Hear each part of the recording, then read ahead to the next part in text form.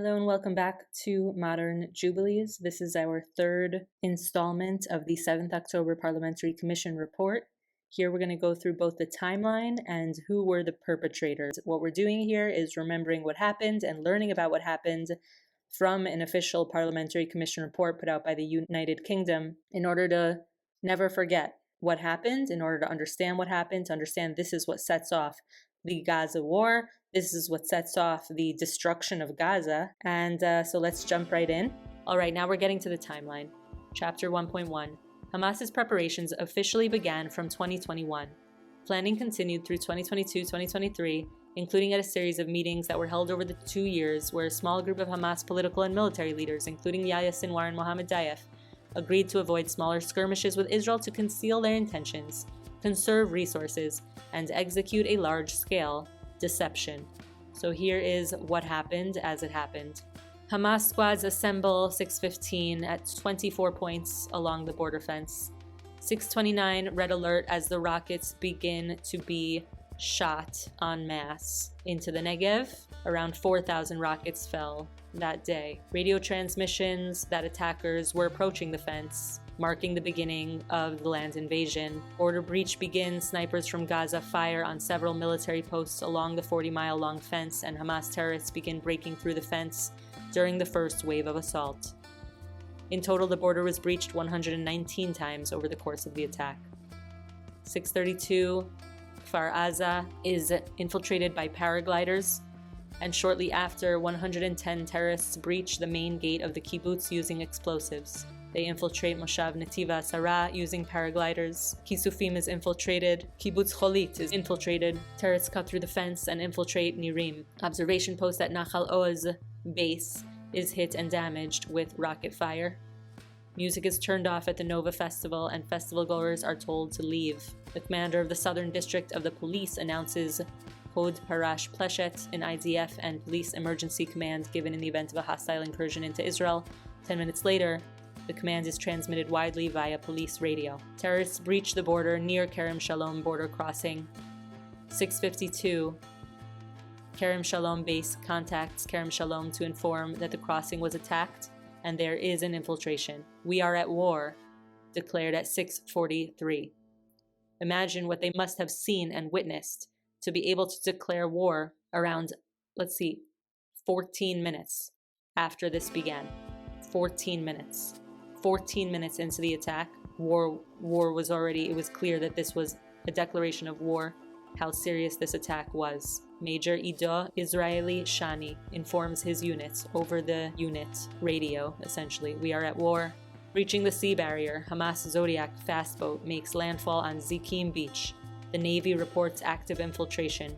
Terrorists blow up the protection wall and enter Erez crossing. Through the border, in 5 minutes they take total control. Terrorists attack Be'eri, Nachal Oz, and Ein Hashlosha. Civilian security squad is assembled to confront the attackers.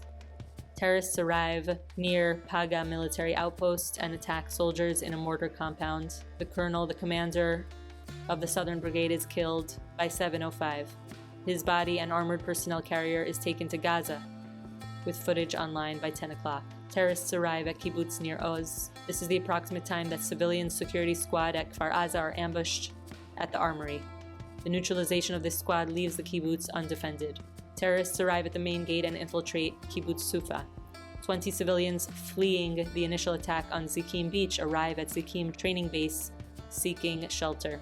Terrorists infiltrate Nachal Oz base. The main gate of Moshav Prigan is blown up. Terrorists attack kibbutz Mefalsim. Gunmen upload the death of Bracha Levinson to her own Facebook page.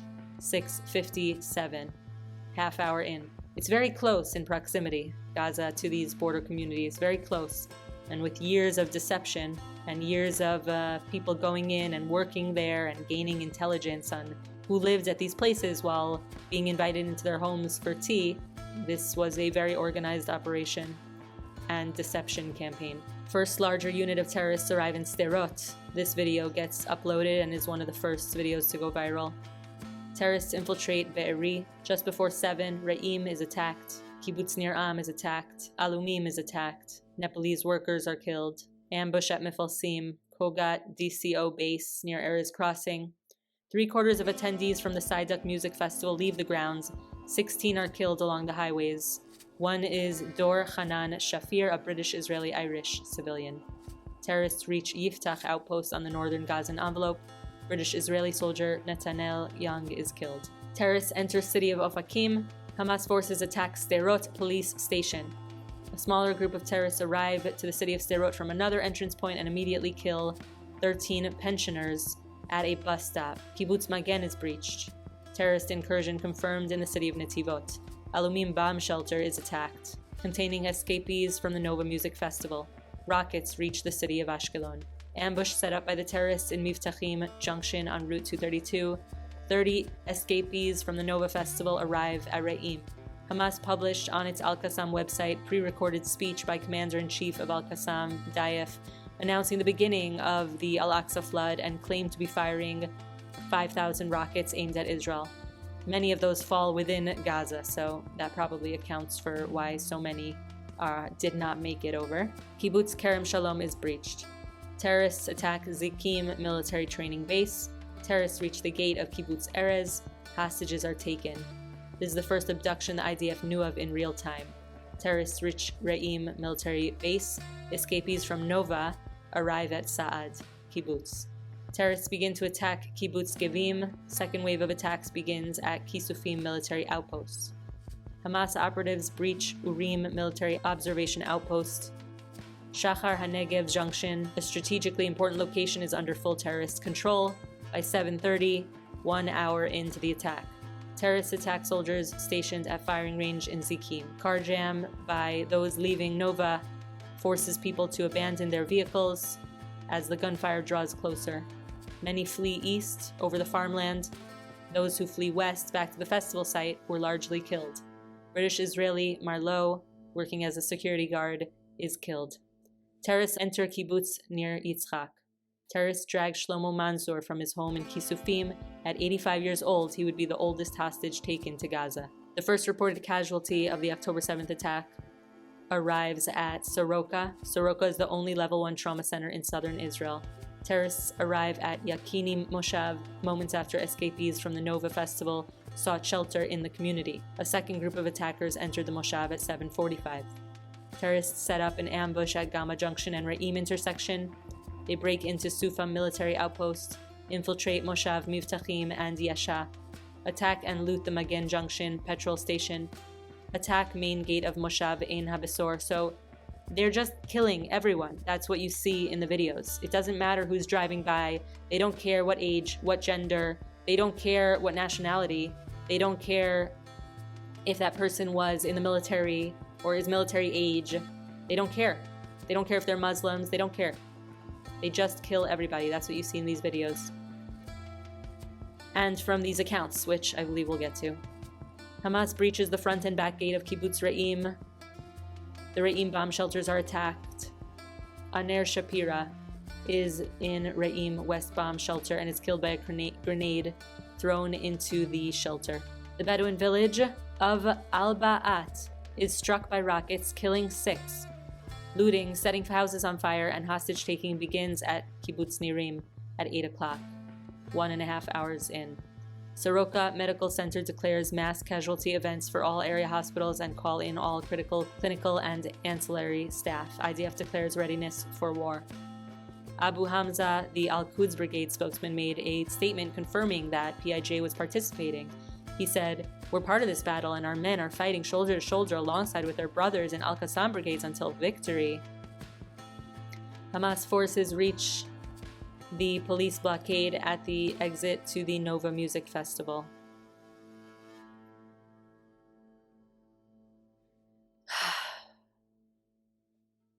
British-Israeli police officer killed. Thai hostages taken from Re'im.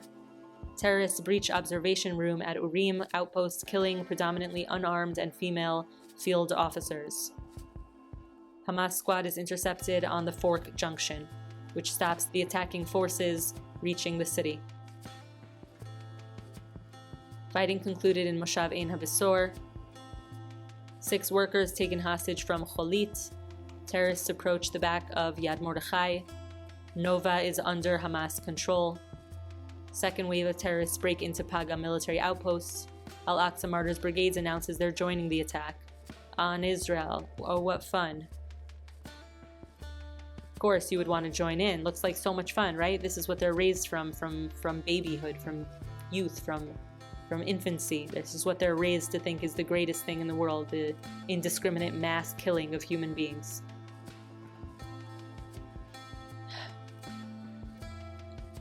First IDF unit to respond to the attack on Kfar Aza arrives at the main gate.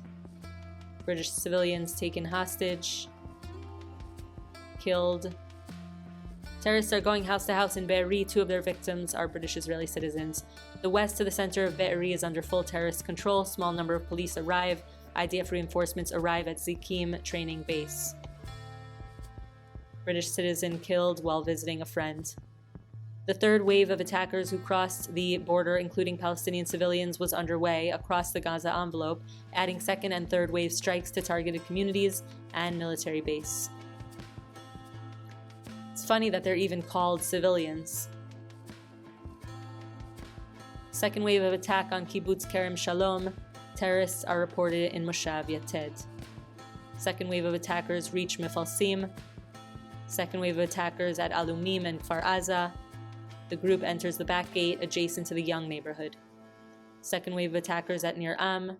Communication system at Erez Crossing is destroyed.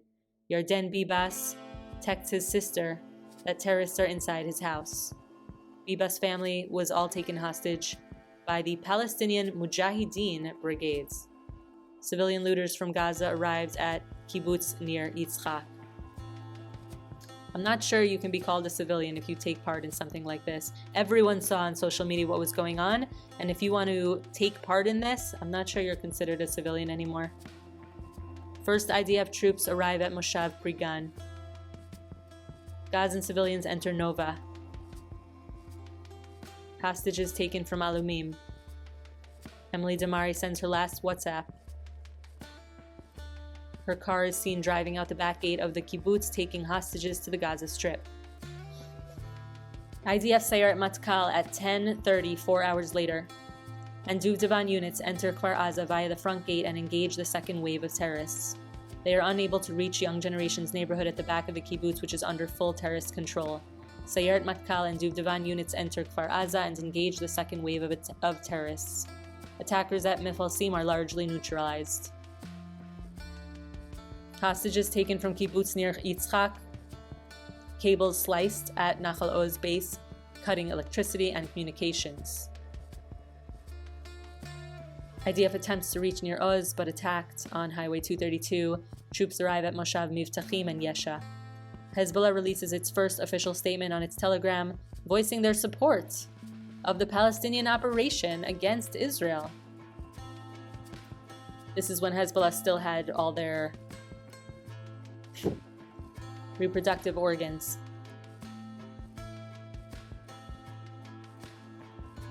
Which is a direct connection with this. Israeli Prime Minister Netanyahu declares that the state of Israel is at war at 11:35,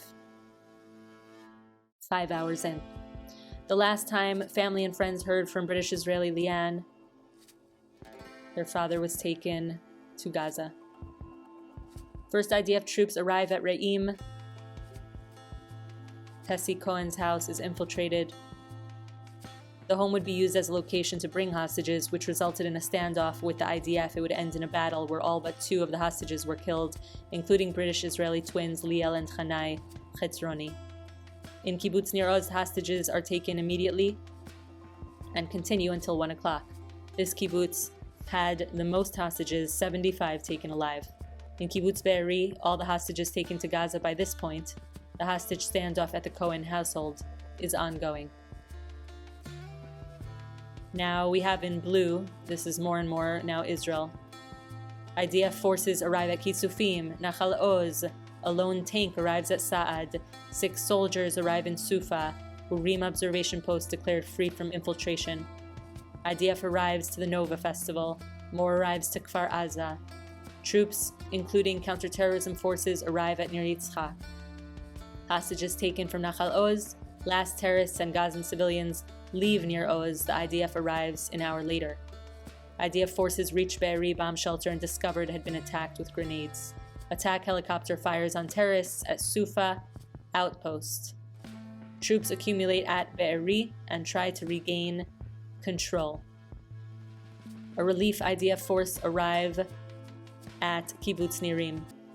More IDF arrive at Kfar Aza, arriving at Kibbutz Kerem Shalom, Magen, attack helicopter at Kibbutz Sufa.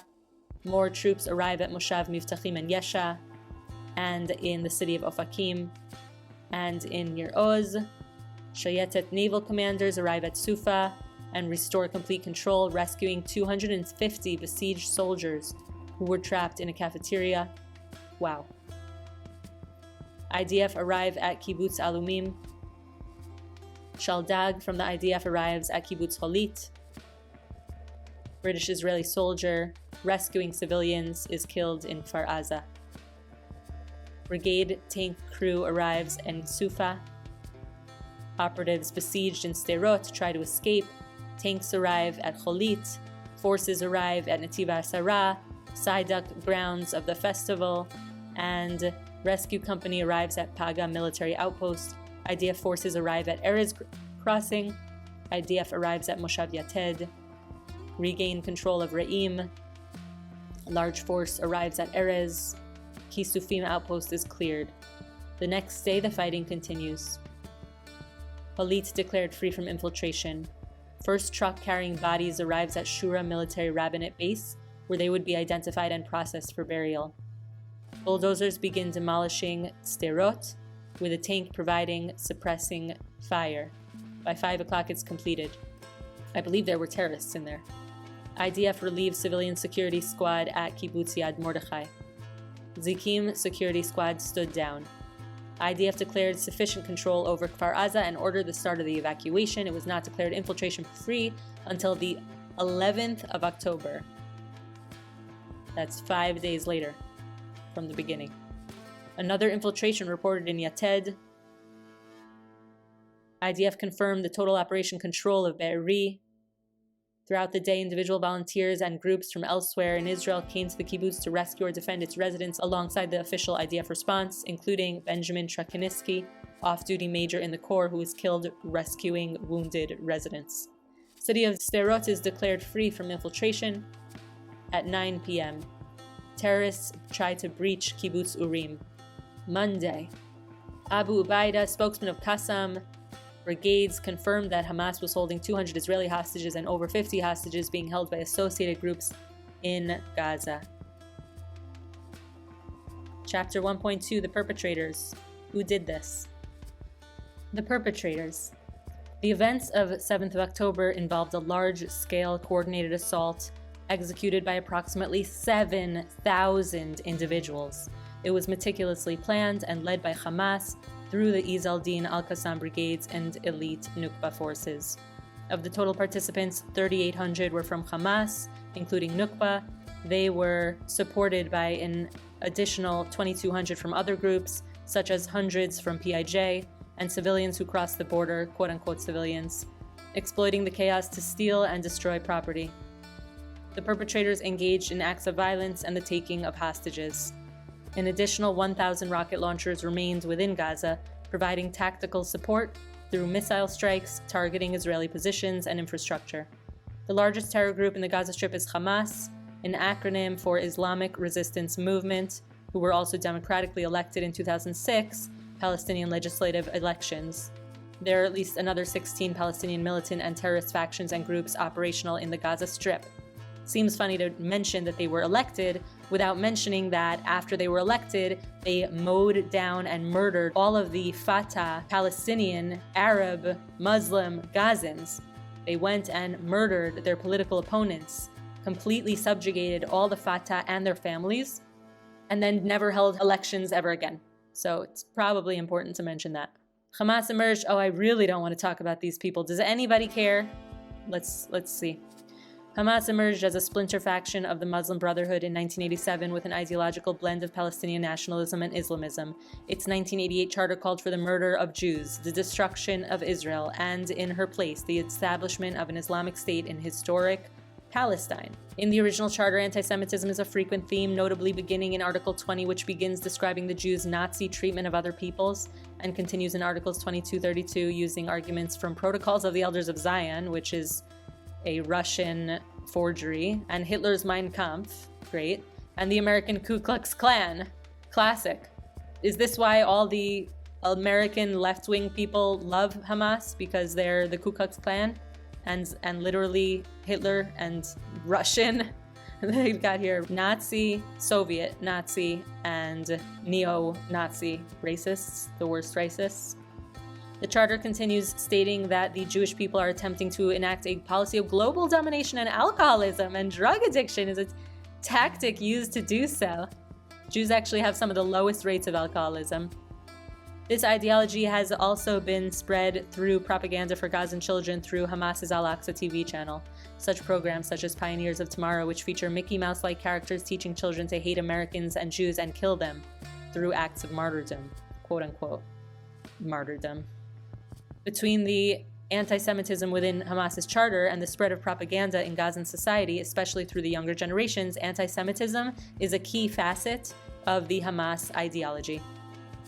Hamas was involved in the First and Second Intifadas, 1987 to 1993 and 2000 to 2005, respectively, including perpetrating suicide bombings and other terror attacks against Israeli civilians. In the years between 1993 and 2000, they were a leading force opposing the Israeli-Palestinian Oslo peace process and claimed responsibility for 20 suicide bombings, which killed 187 people and injured 1,150. Following Israel's unilateral withdrawal from the Gaza Strip in 2005 and the Palestinian legislative elections in 2006, which Hamas won, the group violently seized power in the Strip in 2007. Since then, the terror group Hamas has created a quasi-state with a political and military infrastructure through a mix of political control, public service provision, and coercive enforcement. Only fair to say that also in the West Bank, Fatah won an election and then never held elections again. So people say that they're elected. Yeah, they were elected, but they never held elections again. Its governance often exploited the humanitarian crisis in Gaza to consolidate control, channeling international aid and Qatari funds into both public works and military projects. Simultaneously, Hamas maintained a militant focus, using its governance as a platform to support its resistance narrative. In 2017, in a guise to moderate its image, Hamas released a new document which removed explicit references to killing Jews. However, ahead of its release, Hamas leaders said that it did not replace the original 1988 charter, and it still did not recognize Israel's right to exist in the land and remains committed to a policy of violence. How do you call that illegitimate? Soon after its formation, Hamas began military operations against Israel and formed a network of underground militarized cells known as the Al-Qassam. These brigades perpetrated bombings and shootings at bus stops, restaurants, nightclubs in Israel throughout the intifadas of the 90s and 2000s. The group gained capacity for domestic weapons production and added to those smuggled from Iran, amassed thousands of rockets. Its defensive military infrastructure included an extensive tunnel network used for smuggling, storing weaponry, and launching cross-border attacks. Yemach Shemam, as we say in Hebrew, may their names be blotted out. Why? Because they did things like October 7th, because that gives you no legitimacy. You have no legitimacy anymore. Zero legitimacy. You want the entire country because it was once a Muslim state and therefore it has to always be a Muslim state and you have to subjugate everyone who's not Muslim. If your definition for Islam is that you believe in one God, then guess what? Jews are Muslim. There's so much insanity and sickness to not recognize the Bible, to not recognize God and God's chosen nation that God sets apart and forms very intentionally. This idea that this connection just ended, which started in Christianity and then spread to Islam. And Christians don't believe this anymore, generally speaking, but this idea that oh, the Bible's just, it expired, it just ended. No, it did not. This network, often referred to as the Gaza Metro, allowed Hamas to bypass Israeli surveillance and retain operational flexibility. Prior to October 7th, Hamas had turned Gaza into a militarized state. The group's fighting power was an estimated 25 to 30,000 fighters organized into 4 brigades and an estimated 12 to 24 battalions, largely trained at military camps located across the Gaza Strip. In addition to the official military camps, Hamas has historically also trained the children of Gaza Strip for the next generations of conflict against Israel within military summer camps, offering military training and instruction on weapons handling to train the generation of liberation and victory. The brigades themselves are largely sanctioned by their location within the Gaza Strip, consisting of the North Brigade, Gaza Brigade, Central Brigade, Rafah Brigade, each with their own set of battalions and commanders. Reports quoting senior IDF commanders also assessed that Hamas would draw on several thousand fighters from other resistant groups in Gaza. Hamas is a designated terrorist organization in a number of countries, including the United States, United Kingdom, Canada, New Zealand, Australia, Japan, and the EU. On the eve of October 7th, Hamas leadership was comprised of figures operating both inside Gaza and in exile in Qatar. Yahya Sinwar, a former leader of Hamas's military wing and a central figure in planning its operations, acted as the de facto leader in Gaza. Ismail Haniyeh, the leader of Hamas's political bureau, was based in Qatar and coordinated international relations, notably with backers such as Iran. Overall leader of the Al-Qassam was Daif and his deputy Issa. PIJ began as a small group of underground cells, grew to the second largest movement in Gaza. This group is both extremist, ideologically and tactically. They believe the Palestinian land is consecrated for Islam, and so they refuse to negotiate with Israel. However, unlike Hamas, PIJ does not engage in political activities, govern, or provide social services. PIJ was founded in 1981 and launched an official armed resistance in 1984. The group has little interest in growing into a political movement and views itself as a military organization, aka a terrorist organization, countering, in their words, Israeli settler colonialism. Right. When Hamas cut ties with Syria in 2012, it prompted Iran to redirect funding to PIJ. As a result, between 2011 and 2014, PIJ grew into a more professional force with access to advanced weaponry. In 2011, PIJ claimed to have 8,000 battle-ready soldiers, but in 2018, the State Department of the US estimated their membership numbers were closer to 1,000. By 2022, the PIJ had reportedly reached a point where it had the capacity to independently wage war against Israel. It increasingly engaged in hostilities against Israel independently from Hamas and other groups in the Strip. PIJ is a designated terrorist organization in a number of countries, including US, UK, Canada, New Zealand, Australia, and the EU. PFLP combines Arab nationalism and Marxist-Leninist thinking. Ironic, because Marx was actually a Jew, though not one I'm especially proud of, though one that is in my extended family tree. It was founded in 1967, active first in the Gaza Strip and then expanded to Lebanon and Syria. The PFLP thinks that annihilating Israel will further the struggle to remove Western capitalism from the region and seeks to create a single communist Palestinian state in the Middle East. The PFLP's first Secretary General, George Habash, thought that liberating Palestine was a critical step in the world communist revolution. The military wing was founded in 2000 under the name of the Popular Resistance Forces as part of efforts of the Second Intifada to bring militant forces together. They function as a faction of the PLO. PFLP and these brigades have a strong relationship with and receive support from Iran. The group self-reports hundreds of members across Gaza and the West Bank, but total numbers are unconfirmed. Iran has sought to incorporate secular Palestinian terrorist organizations such as PFLP into the resistance axis. Iran recognized Hamas maintained close ties with PFLP and that the PFLP had an interest in improving its relations with international actors to be able to increase its activities. A document dated July 4th, 2023 summarized the key points of a meeting which took place days earlier between PFLP representatives and Akbari, Iranian ambassador to Syria, during which both sides discussed strengthening their relations.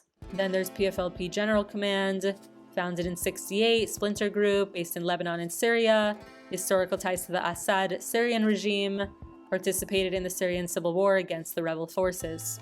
So Syrians like Assad. This is distinct. In its founding, it adopted a strong pro-Syrian anti-PLO ideology, fighting against PLO forces during the Syrian invasion into Lebanon in 1976. Original split was due to differences between the founders. One was committed to an armed struggle only rather than political engagement with other Palestinian factions. Jibril's ideology was more radical and aligned more with the Assad regime in Syria and against the PLO. They have links with Iranian proxy terrorist organizations in Lebanon and Hezbollah. Today, the assumed leader of the PFLP-GC is Tal al-Naji, military wing prescribed as a terrorist organization by the UK in June 2014 and prescribed by the US since 1997. These militant brigades are named for no one cares, who was killed in a car bombing. Following his death, the new brigades were established in the West Bank and Gaza within the PFLP-GC. Alright, DFLP, 1969, Marxist-Leninist ideology, inspiration from Maoism, establish a Palestinian state, it's called Jordan, through both political and military methods within the border of the Jewish state. The armed wing was formed in 2000 as the Second Intifada began. Force numbers are unknown, but the group reportedly operates as a series of small cells in Gaza and the West Bank, and the Al-Aqsa Martyr Brigades was founded in 2000 in the West Bank during the Second Intifada and formerly functioned as the armed wing of Fatah and was affiliated with the PLO. Alright, so 3,800 were Hamas operatives, 1,000 remained in Gaza to launch rockets and coordinate attacks, 2,200 other armed Palestinian terror groups and civilians who came in. That is a lot of people. Their first major attack was a shooting attack. I really don't care about these people, do you? I'm sorry, I really don't care about these groups anymore.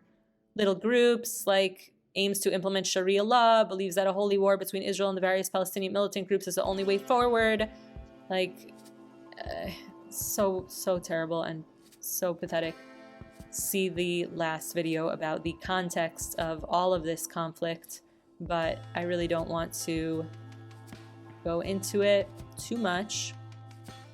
Beautiful map of Israel. Oh gosh, I really can't do it. I hate them. I'm sorry. I have no respect for them, so I don't want to read about them, and I don't want to talk about them, and I'm done. Let's talk about the civilians, though, for a second. On the 7th of October, the 2,200 additional individuals who joined Hamas forces throughout the attack were comprised of other armed groups and civilians. Many of those who participated in the attack, despite potentially being members of terrorist groups dressed in civilian clothing, the majority took advantage of this border breach to loot and destroy property, but in some cases they also inflicted harm and actively participated in taking and abuse of hostages, both alive and dead. So again, they're not civilians anymore if they're taking hostages. In many of the attacked locations, civilians can be seen on cameras or in self-recorded footage later uploaded to various social media channels, looting homes, stealing communal agricultural equipment, for example in Be'eri, where a civilian was seen stealing a large flat-screen TV. Many residents who were hiding in their safe rooms reported that their personal property, including clothing, food, jewelry, and valuables, passports, children's toys, and vehicles, were stolen. In Kholit, civilian looters were captured on CCTV, taking the wallet and car keys of Salem Al-Ziadana, a Bedouin worker who had been hiding in the dairy farm with his children after his brother and brother's children had been kidnapped earlier that morning. In several cases, arrested Palestinian civilian infiltrators admitted that they had been paid to transport Nukba troops into Israel and encouraged to loot. If you're being paid by a terrorist organization to help the terrorist organization, you are part of the terrorist organization and not a civilian. Beyond looting, on several occasions, civilians filmed themselves inflicting harm and abuse on residents, including partaking in the desecration of corpses. A disgusting, disgusting thing. In Nahal Oz, one civilian filmed himself attempting to behead a Thai worker with a garden hoe. Oh, it was a civilian trying to behead a Thai worker with a garden hoe. They call that a civilian. Video footage from the abduction of Yarden Bibas from kibbutz near Oz shows him surrounded by a mob of mostly unarmed individuals in civilian clothing, beating and filming him, and he is seen covered in blood while seated on a motorbike between two civilians. In other instances, they're talking about the people kidnapping him and they're calling them two civilians. In other instances of hostage-taking, unarmed civilians can be seen participating along with militants, such as in the kidnapping of Noor Gamani and her boyfriend Avinatan, or from the Nova Festival. They were also kidnapped by quote-unquote civilians. Unarmed civilians are participating along with the militants. You're not unarmed if you're working together with armed militants. You're certainly not a civilian. Based on CCTV footage and testimony, both women and children were among the civilians from Gaza to take part, with footage from Nir Oz capturing children stealing bikes. During the attack on Nir Oz, a civilian journalist affiliated with Saudi Al-Hadat news channel filmed the attack and abductions taking place and appeared to provide encouragement to militants and instructions regarding hostage-taking. Other journalists were present during and took part in the attack, including freelance photographers who later sold images of the attack to the AP and Reuters news agencies, including images of kidnapped corpses in degrading and humiliating conditions, such as partial stages of undress and disfigurement. For example, the body of Nova Festival attendee Shani Luke. In some cases, photographers were invited by Hamas to document the attack. All right, that's it for this installment of the 7th October Parliamentary Commission Report. We went through the timeline, we read about the perpetrators, almost all of them, and I hope we all learned here something and that we never forget what happened. Don't miss the other portions of this report. Thank you very much for your care and attention about these important matters. Only by learning about the horror that exists in this world can we be aware enough to fight back and try and make sure this kind of thing never happens again. And all of humanity should be able to unite against this kind of thing. This is unhumane, this attack. Targeted Jews, Christians, Muslim Arabs, Bedouin, Muslims, Thai individuals, visitors from different countries, mostly civilians. It affected everyone who was around, and the people carrying out this jihadist Islamist attack did not really care who they were dealing with. They killed and tortured Muslims just the same. They are not people of God. They are not religious people. They have there is nothing that could ever make what happened on that day right or okay. So hopefully we all learned something here, and we look forward to seeing you next time. Thank you for watching. Thank you for listening. This is Modern Jubilees, and we will see you next time.